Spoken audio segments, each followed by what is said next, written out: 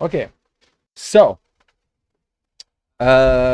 let's watch when an anime does when an isekai finally does a villain right.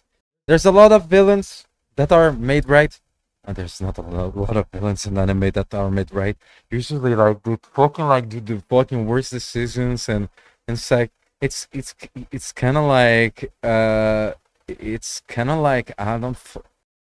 don't fucking know. Like you have like this questionable moment where it's like where you see like the villain in an anime and you're just like why don't you take the easy option? Why don't you why do, why do you make yourself struggle? What why is it? What's your problem, man? Why do you fucking like make yourself struggle? Like you and you enter the state of like just like kind of like you're stun locked by the stupidity of the fucking antagonist, like villain, because because why the fuck would you do that, and why the fuck do you make yourself struggle? Do you need some help? Because ask for help if you fucking struggle, right? And oh, this is interesting. I'll I'll check this out later. Real. All right. So when Isekai finally does villain right, let's check it out. Isekai villains suck. For a genre where the whole point is being transported to fun and interesting worlds, you'd think that the villains in those worlds would be just as interesting, but they lack everything that makes a villain interesting. An ideology, motivation, basic goals, Personality, or just like skill, pure skill, like competence. brain. Most of the time, isekai villains are just demons who are evil because, let's see, they're demons. They have no depth, no nuance. They're just evil because the plot says so. This is boring. But then I watched the Saga of Tanya the Evil, and instead of some cliche demon lord, I got Tanya the Girl Shaft. Technically, she's the protagonist, yes, but make no mistake, she's a villain. She's cold, calculating, complex, has an actual personality, and a terrifying worldview. She's also 9, cause Japan. But despite that, she's easily one of the most compelling villains the genre has ever seen. Before she was this magical demon child, she was this guy. And unlike other isekai protagonists' past lives who are normally good people or neat losers, this guy's an asshole who thinks people should be willing to do anything to succeed, and if they aren't, they're weak and useless. Funny enough, it's this ideology that gets him murdered, but right before he becomes human paste, God, from the Bible, stops time and starts to talk to him, calling him out on being a bad person and basically telling him that he's going to hell. But for whatever reason, the salaryman decides that he's going to argue with God, telling him that only the weak and dire situations believe in faith, going on about how he doesn't really believe in God, so this voice can't be God. What? And starts calling the voice Being X. What do you consider a dire situation? Because I think being hit by a train is pretty dire, so maybe just a tad bit of groveling could maybe help you in this situation, just a tiny amount. Being X, though, sees this as a challenge and goes, okay, all right, so you're saying if I was to maybe, I don't know, reincarnate you into a world where you'll experience dire situations all the time, then you'll become a true believer, right? I don't want to break any rules about rebirth or whatever you said. Go. Wait. What?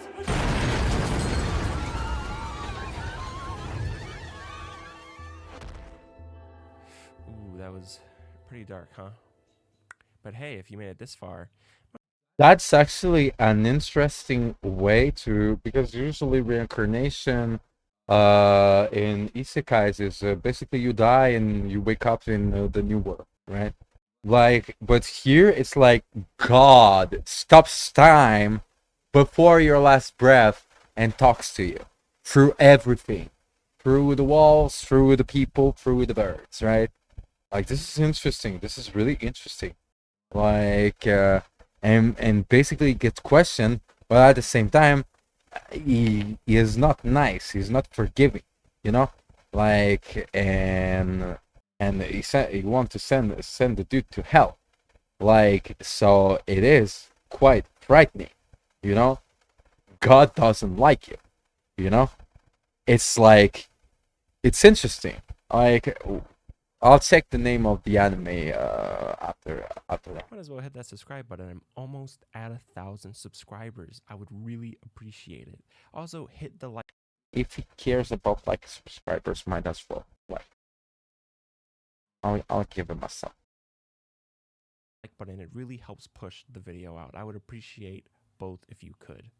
All right, let's get back into it. Being X then reincarnates the man into a world that is constantly at war as an orphan girl named Tanya, telling her that the only way to win the challenge is to die of old age. If she dies in any other way, her soul will be sent to hell. She can opt out of the challenge at any time as long as she becomes truly faithful to being X. But if she succeeds in dying a natural death, her soul will remain in the cycle of reincarnation. And it's not gonna be easy, because immediately the country that she was born in, the totally not evil empire, wants to expand their borders, meaning they're about to go to war. And Tanya, realizing that because she's a dirty, smelly, poor orphan, her odds of surviving aren't that high. So she comes up with a really super simple plan. She's going to enlist into the military at the age of 9, because this world also has magic. And Tanya was born with a lot of mana, and the Empire, again, totally not evil, is looking for new mages. And they don't mind recruiting child soldiers if it means that they get powerful mages that help them win the war. Tanya does not give a shit about winning the war. She's motivated by one thing and one thing alone: proving being X wrong. And she's going to use the military to basically rise up into a position that will allow her to get away from the war. This was the stupidest plan that I have ever heard of. You're going to escape the war by going to war. There's no way that's gonna work ever in a million, and it's working. Of your efforts, I'm proud to award you the Silver Wings Assault Badge. Congratulations. You deserve it. Hear, hear. She's earning medals. She's rising through the ranks. She's becoming a national hero. She's doing fucking photo ops. Ref, do something. Oh, he's doing something. Being exercised to interfere just slightly because Tanya's doing a little too well. He has this whack job of a scientist make a new magical device that only Tanya can use. It makes her magic 10 times more powerful, but there's a caveat. She has to pray to him every single time she uses it, or she explodes. Where's the downside, you ask, other than her exploding if she doesn't pray to him every time she uses the magic? Well, see, the Empire also notices that her magic is now 10 times more powerful, and so they go, we're gonna send you on more dangerous missions on the front line. You know, the place that she was trying to avoid this entire time. This pisses Tanya off. She was really trying to quietly and safely climb the ladder as best as she could, but now she's constantly in. So technically, he's wrong about one thing in the military. Let me just check one thing. Because if you are an adult that actually reincarnates in a war-driven world, right, country, going to the military to avoid war is actually really a great idea. And I'll tell you why. Because basically, if you are like in the military, there are two types of people: the people who, the soldiers and the bureaucrats. The bureaucrats, there are like the gun people and the pencil people, like the gun people and the paper people. And basically, climbing the ranks makes you enables you the possibility of becoming someone that a paperman rather than a gunman, right? And basically, this is what I'm guessing she was trying to do, becoming like a bureaucrat within the military. Because bureaucrats within the military, do you know where they fucking go? Nowhere. They do not serve at all. So even if the fucking conflict goes to like becomes like really fucking awful, they are the last people that will fucking get shot or put in situations of danger. They will die they will die long after civilians. They will die long after my celebrities. They will be the last people dying in a war. You know why? Because they're the ones that fucking like actually fucking know how to fucking manage the soldiers in the country that is basically like at war. If they're not here, if the paper people are not here, the gun people do not know what to do, where to go, how to live, how to get fed, etc., etc. And so the plan is actually not stupid at all. It's actually really fucking clever. Battle. This is at the point where Tanya kind of shifts. She's still kind of an asshole. She's rude to a lot of the people under her because, again, she sees a lot of them who.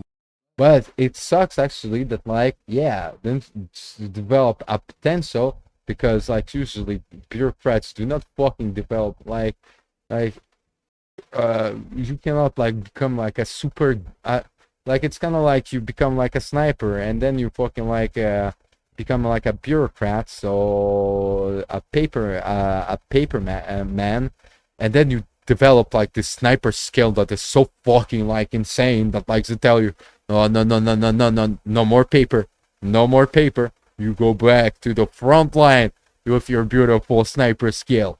This doesn't happen, but with magic, it can. Aren't willing to do what it takes to be useful to society or rise up through the military as useless and stupid. But now that her life is in constant danger, her ideology starts to really take hold on her actions. Because again, she's willing to do anything to complete her goal.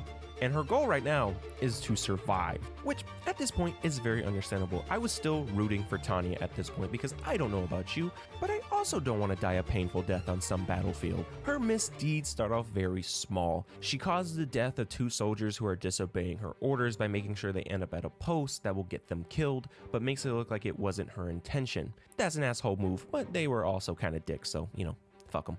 But her actions quickly escalate into the war crime department. Oh, excuse me. They're not war crimes, technically, because she finds legal loopholes in the wartime law to commit war crimes. The first time that she does this, her and her team are attacking a city and they're tasked with blowing up a munition factory. Now, they have to warn the people working in the factory so they can evacuate. But that means that the military will also know that an attack is about to occur on that factory. So, Tanya, not wanting to risk dying during this fight, decides to make the announcement herself, using her little 9-year-old voice. So the enemies don't take it seriously, but neither do the factory workers. But Tanya doesn't care. She feels that she has fulfilled her duty in warning them and orders that the factory be bombed, killing both civilians and military personnel. It was at this point that I realized that Tanya wasn't like similar characters in her genre, whereas someone like Ainz is kind of an anti-hero and he does regret some of the choices that he has to make. Tanya, on the other hand, is pure evil. So she's not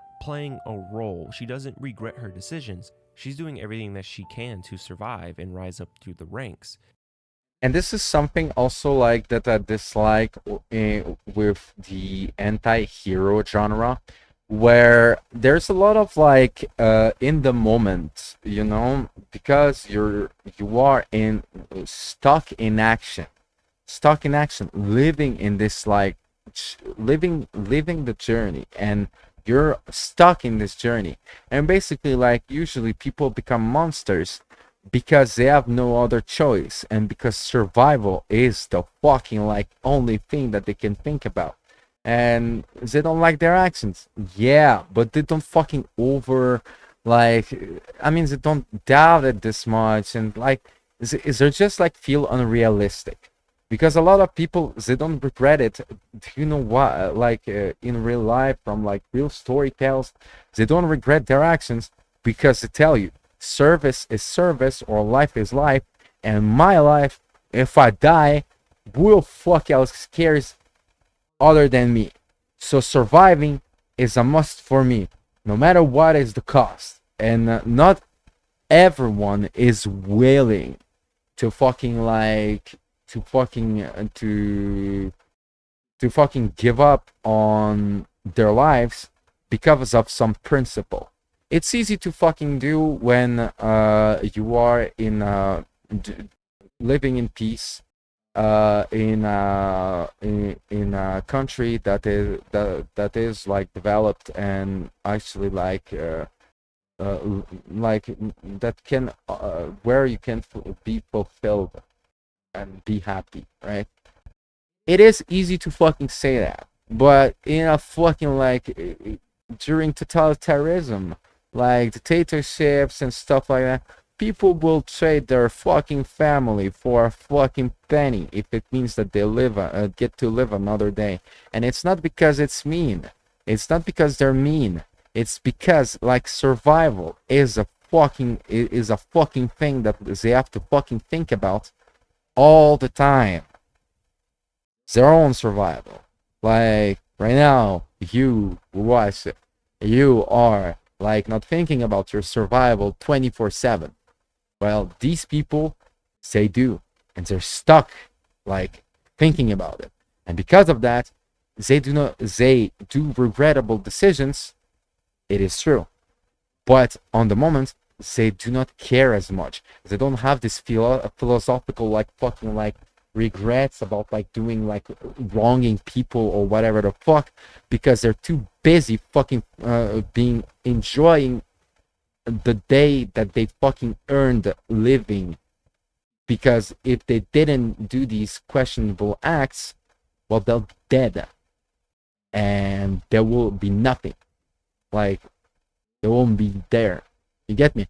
Like, and because of that, like a lot of anti-heroes like being so emotional and so like kind of like friendly to that, like it just like it's badly construct. Like they're like badly written. It's just that like it's an archetype of characters that is really like difficult to understand, and you really need to fucking think about it.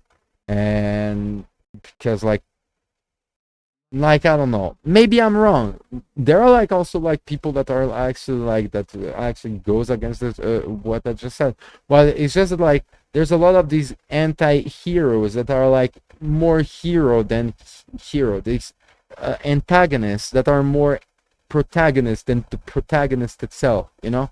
And because of that, it disconnects you from like the sensation of the immersion, and it just disconnects you from the piece of art that you're consuming, the piece of media that you're consuming, right? Blah blah blah blah blah. Basically, anti-heroes sometimes are badly written. I had to say it. This is what really cemented Tanya as a great villain to me. She thinks that she's in the right. And this wasn't something that came as a shock. She was like this the entire time. This is just her ideology taking on a very extreme form. Tanya doesn't like war. She expresses that many times. She thinks that it's wasteful and useless and causes needless death, but she will conform and make herself useful because that's what her ideology is. If it helps complete her goal, she'll become a good little soldier who will follow any order. And I mean any order. Near the end of the war, the Empire orders that she fire on enemies that are retreating. The problem with this is the enemies are also helping civilians evacuate the city. To fire on those enemies, they will also have to fire on civilians. With the loophole this time being technically they haven't surrendered, even though they are retreating. There has been no official surrender, so technically they're still combatants. So in the eyes of wartime law, they can fire on them. But if she follows his order, Tanya is willingly killing fleeing military personnel and civilians. And after having a heated debate with one of her men, she forces him to follow through on the order. I think the worst thing. Okay, so there's a logic that like makes this debate about like about mm, ethics really stupid. Anya, like, or Tanya basically got reincarnated. So she knows that, like, people that die, when people die, they go somewhere, right? And she's even like talking to a higher being about like where she goes next all the time, right? So technically, it is not unethical to just follow the orders because you're basically like fighting off a higher being, a godly being, at the same time, just to fucking like do not go to hell, right? And you know that like the civilians that you might kill, well, they all go probably to heaven, right? So technically, it's not even like not unethical to fucking kill civilians in this scenario. It is in our world because because like some people believe in the afterlife, some people don't. Technically, it's just that like compared to Tanya, like we don't have the confirmation, right? So just in case, might as well not, right? Well, when you have the confirmation that like you kill people, but technically you send them somewhere else, right? Ethically, it's not that much of a fucking like horrible choice, you know, because they do not like become extinct, you know. They just go somewhere else. You get me? About this is that Tanya goes on about why she's okay with doing this. She thinks that the Empire should kill everybody who stands against them, so that way they won't rise against them later and start another war. And this isn't for the Empire's benefit, no.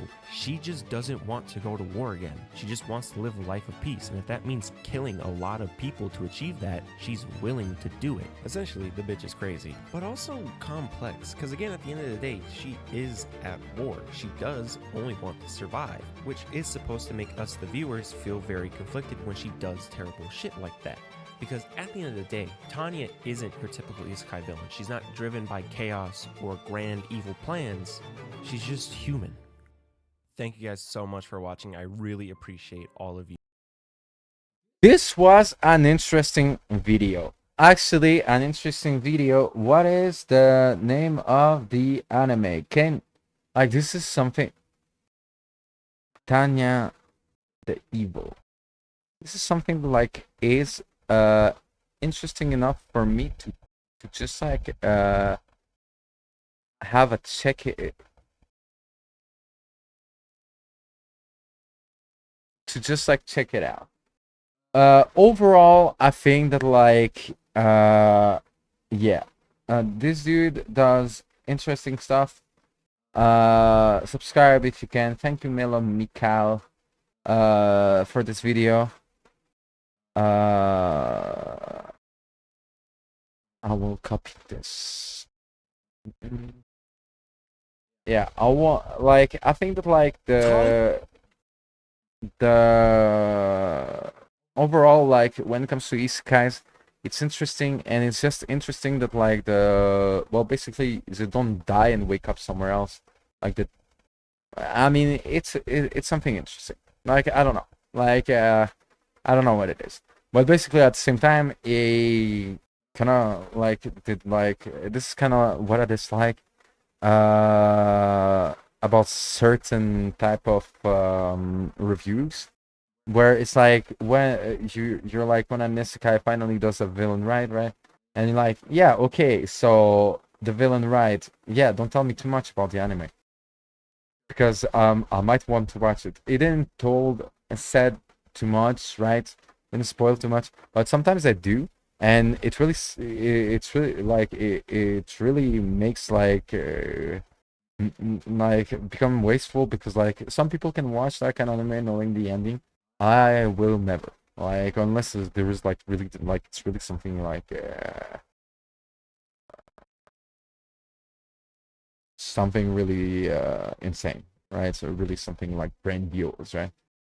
But yeah, on this one, interesting take, and another myth that I didn't heard. So yeah.